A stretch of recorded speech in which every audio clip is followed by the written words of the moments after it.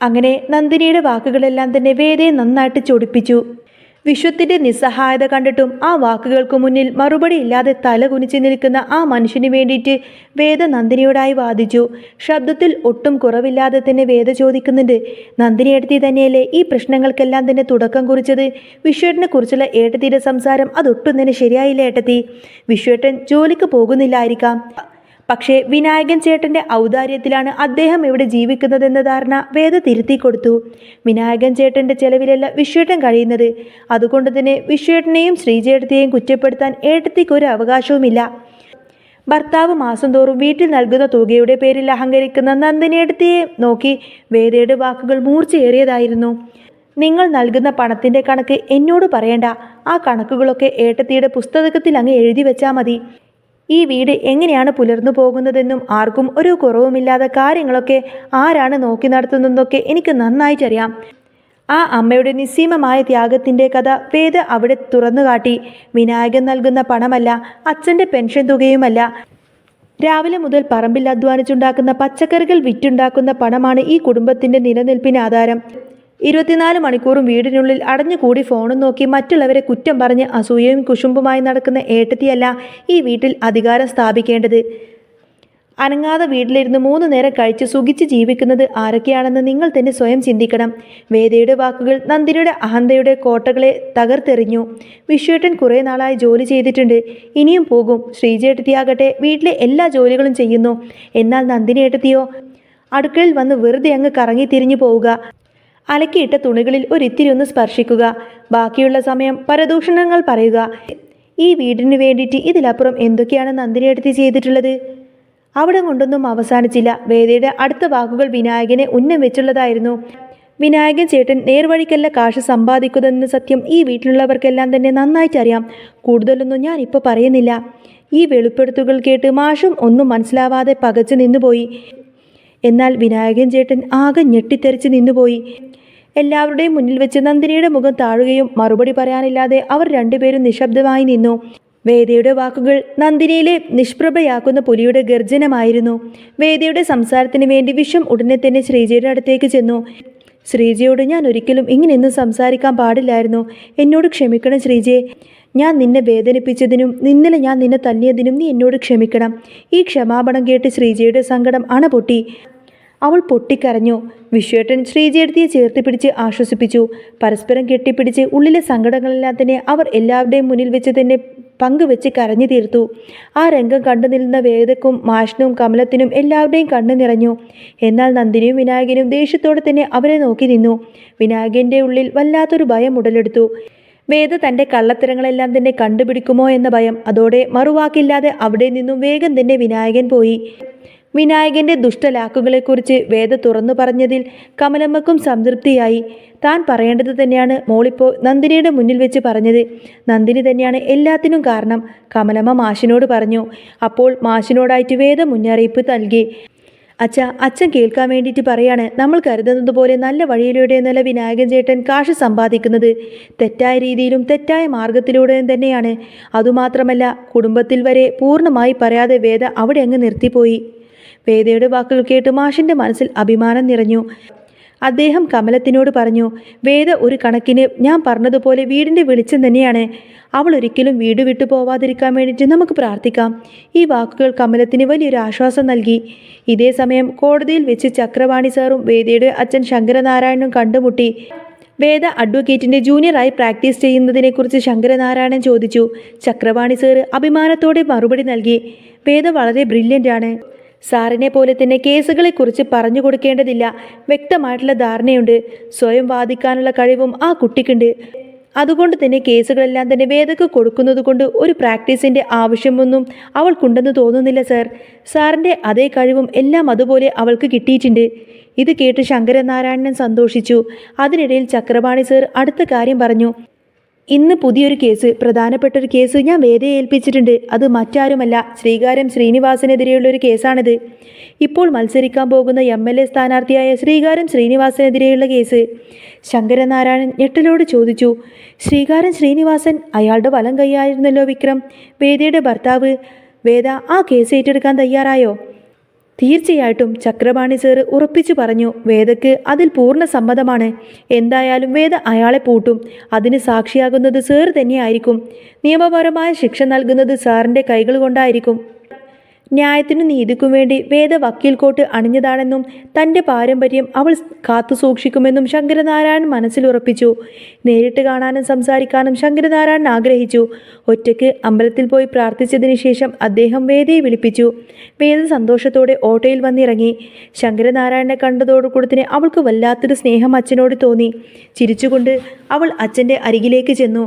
ശങ്കരൻ്റെ മനസ്സിൽ സന്തോഷവും അതുപോലെ തന്നെ അഭിമാനവും നിറഞ്ഞിരുന്നു. തൻ്റെ മകൾ എന്നേക്കാൾ വളർന്നോ എന്ന് അദ്ദേഹം മനസ്സിൽ വിചാരിച്ചു. അവൾ അടുത്തേക്ക് ചെന്നപ്പോൾ ശങ്കരനാരായണൻ ചോദിച്ചു, സുഖമാണോ മോളെ? അതെ അച്ഛാ. പെട്ടെന്നെന്താ കാണണമെന്ന് പറഞ്ഞത്? വേദ ആകാംക്ഷയോടെ ചോദിച്ചു. ഈ ശ്രീകാര്യം ശ്രീനിവാസൻ സാറിൻ്റെ കേസ് മോളുടെ കയ്യിൽ കിട്ടിയെന്നറിഞ്ഞു. ചക്രപാണി എന്നോട് പറഞ്ഞു. മോൾ അതിനെക്കുറിച്ച് വ്യക്തമായി പഠിച്ച് അയാളുടെ യഥാർത്ഥ മുഖംമൂടി പുറത്തു കൊണ്ടുവരിക തന്നെ ചെയ്യണം. ഇങ്ങനെ ഒരാൾ ഒരിക്കലും ജനങ്ങളെ സേവിക്കാൻ പാടില്ല. MLA സ്ഥാനം ഒരിക്കലും അയാൾക്ക് കിട്ടാൻ പാടില്ല, ശങ്കരനാരായണൻ പറഞ്ഞു. അതുമാത്രമല്ല അച്ഛാ, അച്ഛൻ അറിയാത്ത മറ്റൊരു രഹസ്യം കൂടിയുണ്ട്, വേദ വെളിപ്പെടുത്തി. ഒരു കാര്യം പറയാം, വിക്രം ജയിലിലാവാൻ കാരണം ഇയാൾ തന്നെയാണ്. അതിന് വ്യക്തമായിട്ടുള്ള തെളിവൊക്കെ എൻ്റെ കയ്യിലുണ്ടച്ചാ. അതെനിക്ക് നിയമത്തിന് മുന്നിൽ കൊണ്ടുവരണം. വിക്രം ആ കേസിലൊരിക്കലും കുറ്റക്കാരനല്ല എന്ന് ഞാൻ അച്ഛനെ ബോധ്യപ്പെടുത്തി തരും. സത്യം പറഞ്ഞാൽ വിക്രമിനെ അയാൾ ചതിക്കുമായിരുന്നു. ശങ്കരനാരായണൻ ഒരു ഞെട്ടലോടുകൂടിയാണ് ഈ ഒരു സത്യം കേട്ട് നിന്നത്. കേസ് ഏറ്റെടുത്തത് വിക്രമിനെ അയാളിൽ നിന്നും രക്ഷിക്കാനാണെന്നും വേദ വ്യക്തമാക്കി. അതോടെ ശങ്കരനാരായണൻ വിക്രമിനെക്കുറിച്ച് ചിന്തിച്ചു. നിരപരാധിയായ വിക്രം ശിക്ഷ അനുഭവിച്ചത് താൻ കാരണമാണോ എന്ന സംശയം അദ്ദേഹത്തിൻ്റെ മനസ്സിൽ ഉടലെടുത്തു. അപ്പോഴേക്കും വിക്രമിൻ്റെ മനസ്സിൽ മാറ്റത്തിലെ സൂര്യോദയം സംഭവിച്ചിട്ടുണ്ടായിരുന്നു. വേദ തൻ്റെ കൈകളിൽ മാലയിട്ട് ശബരിമല വ്രതം തുടങ്ങിയതോടെ വിക്രമിൻ്റെ ഉള്ളിൽ ദൈവഭക്തി നിറഞ്ഞു. രാവിലെ എഴുന്നേറ്റ് കുളിച്ച് ഭഗവാന്റെ മുന്നിൽ വിളക്ക് കത്തിച്ച് അവൻ പ്രാർത്ഥിച്ചു. ഈ മാറ്റം കണ്ട് വേദയുടെ മനസ്സ് സന്തോഷത്തിൽ നൃത്തമാടി. അവൾ വിക്രമിൻ്റെ അരികിലേക്ക് ചെന്നു. ചിരിച്ചുകൊണ്ട് ചോദിച്ചു, ശരിക്കും ഒരു അയ്യപ്പസ്വാമി ആയില്ലേ? വിക്രം പറഞ്ഞു, ഇതൊരു വിശ്വാസമല്ലേ, ഇതൊന്നും തെറ്റിക്കാതെ. എല്ലാ പരിശുദ്ധിയോടെയും ഭഗവാന്റെ മുന്നിൽ പോയി തൊഴുത് പ്രാർത്ഥിക്കുമ്പോൾ കിട്ടുന്ന ഒരു സന്തോഷമുണ്ട്, അതൊന്നും നിനക്ക് പറഞ്ഞാൽ മനസ്സിലാവില്ല. ഇത് കേട്ട് വേദ ചിരിച്ചു. അത് ശരിയാ. ദൈവഭക്തി ഇത്രയുമൊക്കെ ഉണ്ടായിട്ടാണോ അമ്പലത്തിൽ പോലും പോവാതെ ഇങ്ങനെ കുറേ കാലം നടന്നത്? വിക്രം പുഞ്ചിരിയോടെ മറുപടി നൽകി. ആ മാറ്റങ്ങൾ കൊണ്ടുവന്നത് നീ തന്നെയല്ലേ? സത്യം പറഞ്ഞാൽ ഞാനിപ്പോൾ നിന്നെ ശരിക്കും ഇഷ്ടപ്പെടുന്നുണ്ട്. അച്ഛന് പോലും ഇപ്പോൾ എന്നെ കണ്ട ദേഷ്യമൊന്നുമില്ല. എല്ലാവർക്കും എന്നോടൊരു വിശ്വാസം വന്നതുപോലെ. അത് നീ കാരണം തന്നെയാണ് വേദ. അന്നേരം വേദ മറുപടി നൽകുന്നുണ്ട്, ഈ വിശ്വാസം എന്നും നിലനിർത്തണം, അത് തന്നെയാണ് എൻ്റെ ആഗ്രഹം. പിറ്റേ ദിവസം രാവിലെ വിക്രം ക്ഷേത്രത്തിൽ പോകാൻ നേരം ഫോൺ എടുക്കാൻ മറന്നു. റൂം വൃത്തിയാക്കാൻ വന്ന വേദയുടെ ശ്രദ്ധ ഫോണിലേക്ക് തിരിഞ്ഞു. ഫോൺ ബെല്ലടിക്കുന്നു. ശ്രീകാര്യം ശ്രീനിവാസൻ സാറാണ് വിളിക്കുന്നതെന്ന് മനസ്സിലായ വേദ ഫോൺ കട്ട് ചെയ്തു. വീണ്ടും കോൾ വന്നപ്പോൾ ദേഷ്യത്തോടെ അവൾ ഫോൺ അങ്ങ് സ്വിച്ച് ഓഫ് ചെയ്തു വെച്ചു. വിക്രമിനെ എന്തൊക്കെയോ കാര്യങ്ങൾക്കായി അയാൾ അത്യാവശ്യമായി വിളിക്കുകയാണെന്ന് വേദക്ക് മനസ്സിലായി. ക്ഷേത്രത്തിൽ നിന്നും തിരികെ വന്ന വിക്രമിനെ വേദ സ്വീകരിച്ചു.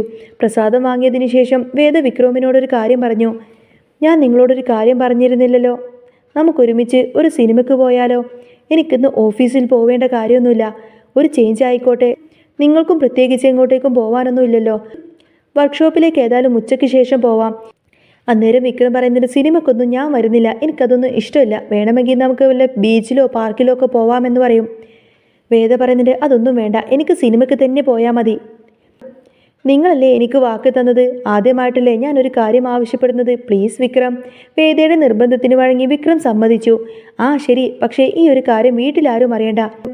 വേറെ എങ്ങോട്ടെങ്കിലും പോവാണെന്ന് പറഞ്ഞാൽ മതി കേട്ടോ. സത്യം പറഞ്ഞ ശ്രീകാര്യ ശ്രീനിവാസന്റെ അടുത്തേക്ക് വിക്രം പോവാതിരിക്കാൻ വേണ്ടിയിട്ട് തന്നെയാണ് പൂർണ്ണമായിട്ടും വേദ അവനെയും കൂട്ടിയിട്ട് ആ ഒരു സിനിമ കാണാൻ പോകുന്നത്. ഫോൺ സ്വിച്ച് ഓഫ് ആണെന്നറിയാതെ വിക്രം ഫോൺ പോക്കറ്റിൽ വെച്ചു.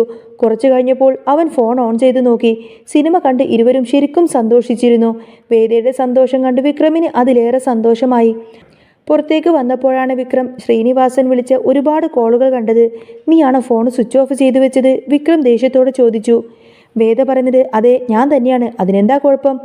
അയാൾക്കെന്താ നിങ്ങളോട് ഇത്രമാത്രം അത്യാവശ്യം? വേദ ചോദിച്ചു. വിക്രം പറയുന്നത്, എനിക്കിനി ശ്രീനിവാസൻ സാറിനൊന്നും മറക്കാനാവില്ല. ആര് എപ്പോൾ വിളിച്ചാലും ഞാൻ പോയിരിക്കും. പക്ഷേ ഒരിക്കലും നീ കരുതുന്നത് പോലെ ഒരു തെറ്റിന് കൂട്ടു നിൽക്കാനോ അല്ലാതെ തെറ്റിൻ്റെ ഒപ്പം കൂടാനൊന്നും ആയിരിക്കില്ല, വിക്രം ഉറപ്പിച്ചു പറഞ്ഞു.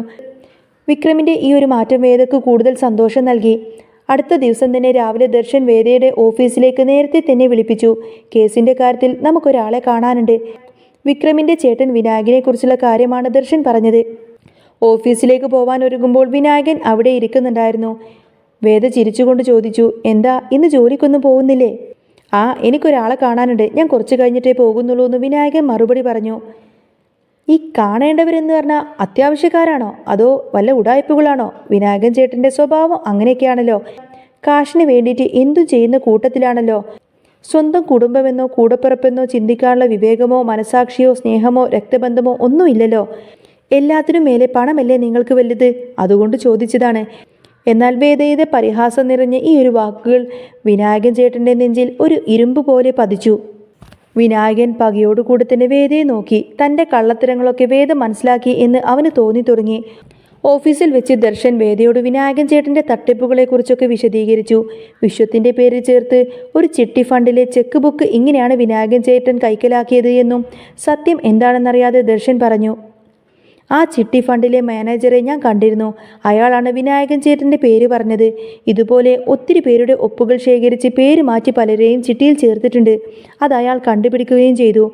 ഇതൊരു കേസുണ്ടായാൽ അല്ലെങ്കിൽ ഒരു അന്വേഷണം ഉണ്ടായാൽ അതിൻ്റെ എല്ലാ ഉത്തരവാദിത്തവും വിനായകനായിരിക്കും. ലക്ഷങ്ങളുടെ ബിസിനസ്സാണ്. പിടിക്കപ്പെട്ട ലക്ഷങ്ങൾ കയ്യിൽ നിന്നും കൊടുക്കേണ്ടി വരും. മിക്കവാറും അകത്താവാനാണ് ചാൻസ്. അവസാനം ശ്രീനിവാസൻ ഇയാളെ കൈയൊഴുകുകയും ചെയ്യും, ദർശൻ ഉറപ്പിച്ചു പറഞ്ഞു. ഇത് മനഃപൂർവ്വം വിനായകൻ ചേട്ടൻ വിശ്വേട്ടന് വേണ്ടിയിട്ട് ഇട്ടുവെച്ച കെണിയാണ്.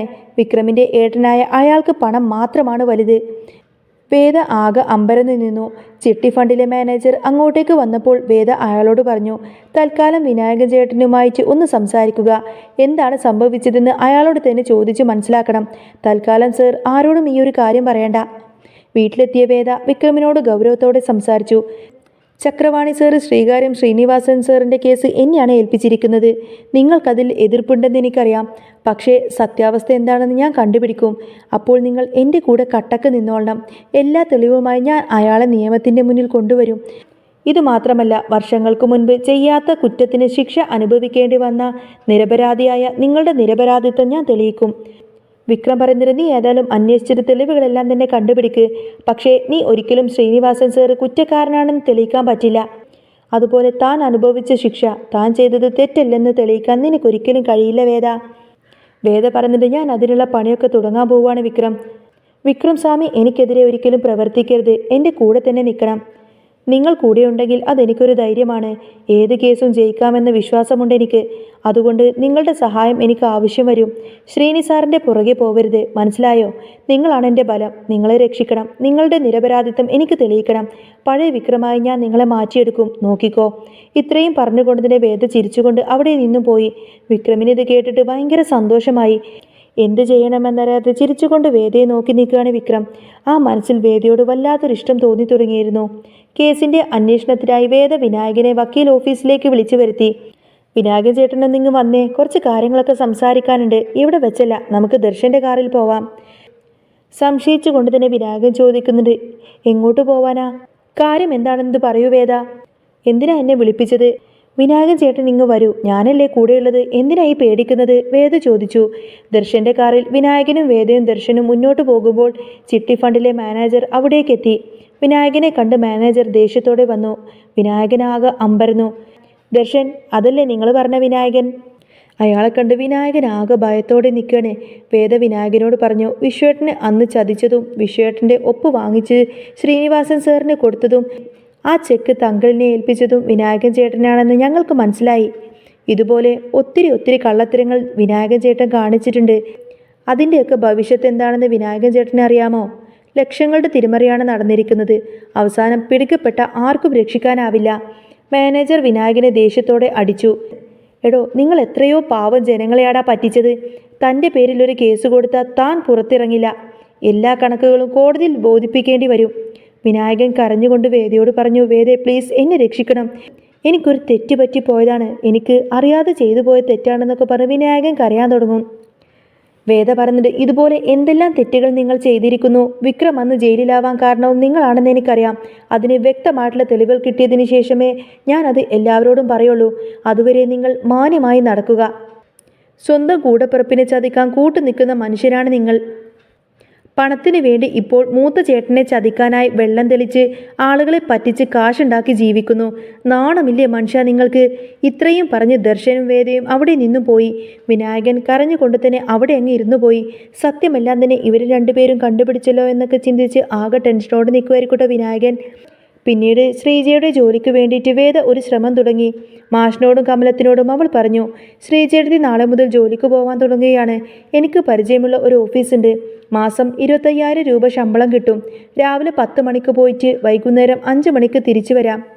നല്ലൊരു ജോലിയാണ്. ശ്രീജയുടെ ജോലിക്ക് പോയിക്കോട്ടെ അല്ലേ അച്ഛാ? ഇത് കേട്ട് സുധാകരൻ മാഷിനും കമലത്തിനും വളരെയധികം സന്തോഷമായെങ്കിലും നന്ദിനി ദേഷ്യത്തോടെയും അസൂയയോടെയും തന്നെ അത് കേട്ടു നിന്നു. ഇനി ആരും വിശ്വേട്ടനെയും ശ്രീജേട്ടത്തെയും കുറ്റം പറയില്ലല്ലോ. കുറച്ചുനാൾ കൂടി കഴിഞ്ഞ് വിശ്വേട്ടനും എവിടെയെങ്കിലും ഒരു ജോലി നോക്കാം. തൽക്കാലം ശ്രീജേട്ടത്തി പോയിക്കോട്ടെ. അച്ഛൻ എന്ത് പറയുന്നു?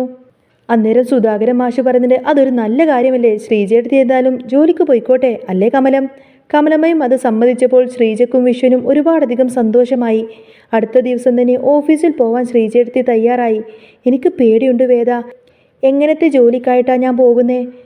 ആദ്യമായിട്ട് ജോലിക്ക് പോകുന്നത് കൊണ്ട് തന്നെ എനിക്ക് പേടിയാവുന്നു എന്ന് പറയുന്ന സമയത്തിന് വേദ ശ്രീജയുടെ പേടിയൊക്കെ മാറ്റി ധൈര്യം നൽകി. വിശ്വം സന്തോഷത്തോടെ ശ്രീജയെ കെട്ടിപ്പിടിച്ച് യാത്രയാക്കി. ശ്രീജ പുറത്തേക്ക് പോകുമ്പോൾ നന്ദിനി അസൂയയോടെ തന്നെ നോക്കി നിൽക്കുന്നുണ്ടായിരുന്നു. നന്ദിനിയെടുത്ത് ഏതായാലും ഈ ജോലികളൊക്കെ ഇനി ചെയ്യേണ്ടി വരും. നമ്മളൊക്കെ ജോലിക്ക് പോകുന്നവരല്ലേ, വെറുതെ വീട്ടിലിങ്ങനെ കുത്തിയിരിക്കുന്നത് എന്തിനാ? ഇനി നന്ദിനിയെടുത്തല്ലേ വീട്ടിലെ ജോലികളെല്ലാം തന്നെ നേരെ ചെയ്യാൻ നോക്ക്. നന്ദിനിയെ കളിയാക്കിക്കൊണ്ട് തന്നെ വേദ ശ്രീജയും കൂട്ടി ഓട്ടോയിൽ ഓഫീസിലേക്ക് പോയി. ഈ മാറ്റങ്ങൾ കണ്ട് വിക്രം ചിരിച്ചു. വേദയോട് അവന് വല്ലാത്തൊരു സ്നേഹവും അഭിമാനവും തോന്നി. ശ്രീകാര്യം ശ്രീനിവാസനെതിരെയുള്ള കേസുമായി വേദ മുന്നോട്ടു പോയി. വക്കീൽ നോട്ടീസ് ശ്രീനിവാസന്റെ വീട്ടിലേക്ക് അയച്ചു. ഇത് കണ്ട് ശ്രീനിവാസൻ ആകെ പരിഭ്രമിച്ചു. വേദയാണ് ഈ വക്കീൽ നോട്ടീസ് അയച്ചിരിക്കുന്നത്, അദ്ദേഹം പറഞ്ഞു. ഉടനെ തന്നെ വിക്രമിനെ വീട്ടിലേക്ക് വിളിപ്പിച്ചു. വിനായകനെ വീട്ടിൽ വരുത്തി വേദയാണ് തനിക്കെതിരെ കേസ് വാദിക്കുന്നതെന്ന് ശ്രീനിവാസൻ സാർ വിക്രമിനോട് പറഞ്ഞു. വിക്രം പ്രതികരിക്കുന്നുണ്ട്, സാർ ഒരു തെറ്റും ചെയ്യില്ലെന്ന് എനിക്കറിയാം. അതുകൊണ്ട് തന്നെ വേദ ഈ കേസ് ഏറ്റെടുത്താലും സാർ ജയിക്കുമെന്ന കാര്യത്തിൽ എനിക്ക് ഉറപ്പുണ്ട്. നല്ലൊരു വക്കീലിനെ വെച്ച് സാർ കേസ് വാദിക്കണം. എനിക്ക് അവളോട് കേസിൽ നിന്നും പിന്മാറാൻ പറയാനൊന്നും കഴിയില്ല സാർ. വിക്രമിൻ്റെ മാറ്റം ശ്രീനിവാസൻ സാറേയും പോലും ഞെട്ടിച്ചു. എനിക്കെതിരെയുള്ള തെളിവുകൾ വേദ ഹാജരാക്കിയാൽ താൻ അകത്താകുമെന്ന് ശ്രീനിവാസന് ഉറപ്പായിരുന്നു. അതുകൊണ്ട് തന്നെ വിക്രമിനോട് പോലും ആ ഒരു കാര്യം തുറന്നു പറയാൻ പറ്റില്ലല്ലോ എന്നൊക്കെ ചിന്തിച്ചുകൊണ്ട് തന്നെ ശ്രീനിവാസൻ സാർ ആകെ വിഷമിച്ചു നിന്നു. വീട്ടിലേക്ക് തിരിച്ചു വന്നതിന് ശേഷം വിക്രമിനോട് വേദ ചോദിച്ചു, എന്തിനാ നിങ്ങളെ ശ്രീനിവാസൻ സാർ വിളിപ്പിച്ചത്? അന്നേരം വിക്രം പറയുന്നുണ്ട്, വക്കീൽ നോട്ടീസിൻ്റെ കാര്യം പറയാൻ വേണ്ടിയിട്ട് തന്നെയാണെന്ന് പറയും. വേദ ചോദിക്കുന്നുണ്ട്, അപ്പോൾ നിങ്ങൾ എന്ത് പറഞ്ഞു? ഞാനെന്ത് പറയാനാ? സത്യം ഏതായാലും ഒരു നാൾ പുറത്തു വരും. സാറ് തെറ്റൊന്നും ചെയ്തിട്ടില്ലെന്ന് എനിക്ക് വിശ്വാസമുണ്ട്. അല്ലെന്ന് നിനക്ക് തെളിയിക്കാൻ പറ്റുമെങ്കിൽ നീ തെളിയിക്ക്. സാറിനോടും ഞാൻ അത് തന്നെയാണ് പറഞ്ഞിരിക്കുന്നത്. ഇനി അതല്ലെന്ന് നിനക്ക് തെളിയിക്കാൻ പറ്റുമെങ്കിൽ നീ തെളിയിക്ക്. സാറിനോടും ഞാൻ അത് തന്നെയാണ് പറഞ്ഞത്. കേസിൽ നിന്ന് പിന്മാറാൻ നിന്നോട് ആവശ്യപ്പെടില്ലെന്ന് ഞാൻ സാറിൻ്റെ മുഖത്ത് നോക്കി പറഞ്ഞു. വിക്രമിൻ്റെ ഈ വാക്ക് കേട്ട് വേദ സന്തോഷത്തോടെ വിക്രമിനെ തന്നെ നോക്കി നിന്നു. വിക്രമിൻ്റെ മനസ്സിൽ സത്യം വിജയിക്കട്ടെ എന്നൊരാഗ്രഹം മാത്രമായിരുന്നു. ശ്രീനിവാസൻ സാർ ഒരിക്കലും തെറ്റ് ചെയ്യില്ല എന്ന് വിക്രമിന് അറിയാമായിരുന്നെങ്കിൽ പോലും വേദ ഇത്രമാത്രം തറപ്പിച്ച് പറയുന്നുണ്ടെങ്കിൽ അതിൻ്റെ പിറകിൽ എന്തെങ്കിലും കാണുമെന്ന് വിക്രമിനറിയാം. അതുകൊണ്ട് വേദ ആ ഒരു കേസ് ഏറ്റെടുത്ത് കഴിഞ്ഞാൽ അതിലെ സത്യം എന്തായാലും പുറത്തു കൊണ്ടുവരും. എന്നിട്ട് അതിന് ആ ഒരു റിസൾട്ടിന് വേണ്ടിയിട്ട് കാത്തിരിക്കായിരിക്കട്ടെ വിക്രമും. അങ്ങനെ അടുത്ത ആഴ്ചയിൽ ഇനി അടിപൊളിയായിട്ടുള്ള സൂപ്പറായിട്ടുള്ള ത്രില്ലിംഗ് ആയിട്ടുള്ള എപ്പിസോഡൊക്കെ തന്നെയാണ് വരാൻ പോകുന്നത്. അപ്പോൾ നിങ്ങൾക്ക് ഈ ഒരു ചാനൽ ഇഷ്ടമാവുകയാണെങ്കിൽ സബ്സ്ക്രൈബ് ചെയ്യാനും സപ്പോർട്ട് ചെയ്യാനൊന്നും മറക്കല്ലേ. നെക്സ്റ്റ് വീഡിയോ ആയിട്ട് വരാം. Bye bye.